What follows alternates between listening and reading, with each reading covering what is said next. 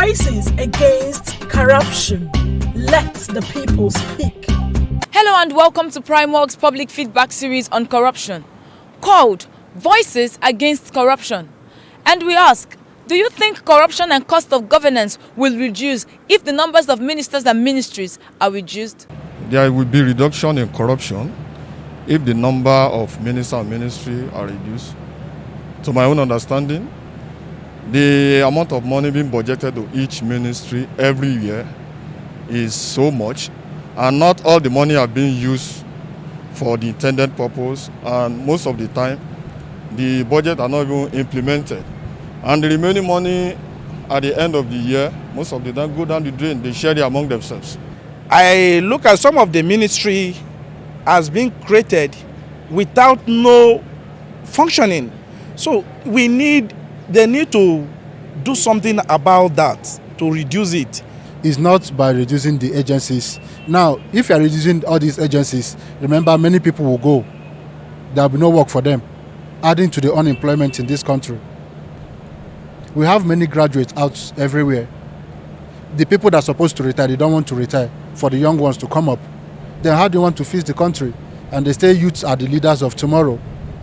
So by the time we fix all these things, we see that every other thing will fall in place. There are some organizations that are doing the same work. For example now, like NIMSI, Ministry of Population Commissions, they are doing the same things. If the government can join them together, NIMSI can be a department under Population Commissions.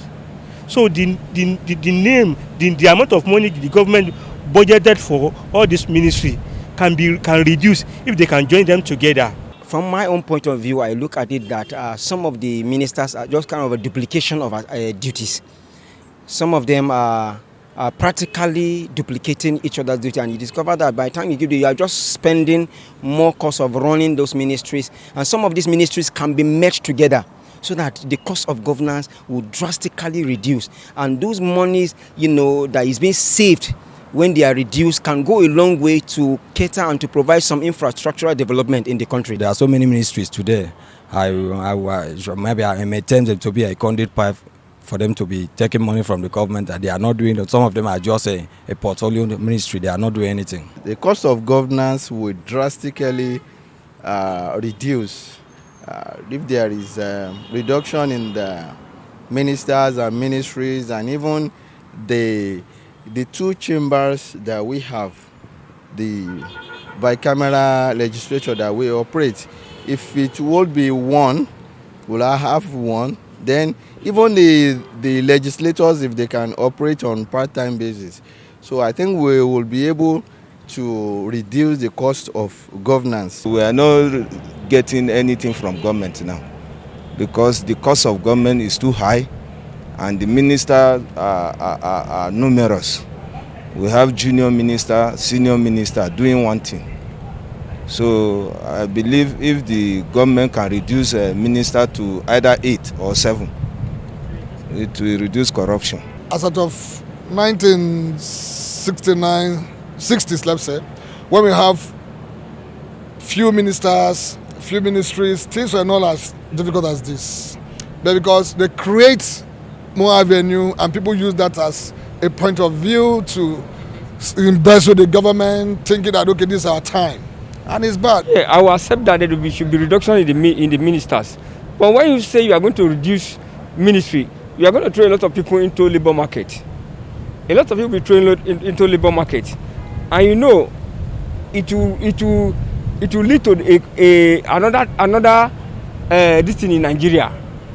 Poverty. The level of corruption can reduce if we have the right people working in government. The only thing the reduction in ministers and ministries can reduce is maybe the budget or the burden on the government, having to pay so much salaries, then having to have many aides for ministers. I mean, it's only in Nigeria you have a minister having like 30 people working for him, SAS, SAPA, all those. That may reduce the cost of running the government, but it will not reduce corruption. If you look at the appointments of ministerial, like you asked me earlier, it's not issue. You can have as much as possible you can have, but the issue is this: get the right people at the right place. That's one thing to tackle corruption. If you get the right people at the right place, issue of corruption will be solved. Not appointing people who are not willing, who are not ready to serve the nation. You know, our appointment in this country is based on settlements. Let me settle this person, is my brother, is my friend, is my colleague, or he assisted me when I was campaigning. It's not based on that. It should be based on credit. Primark's public feedback on corruption in Nigeria is produced with support from MacArthur Foundation.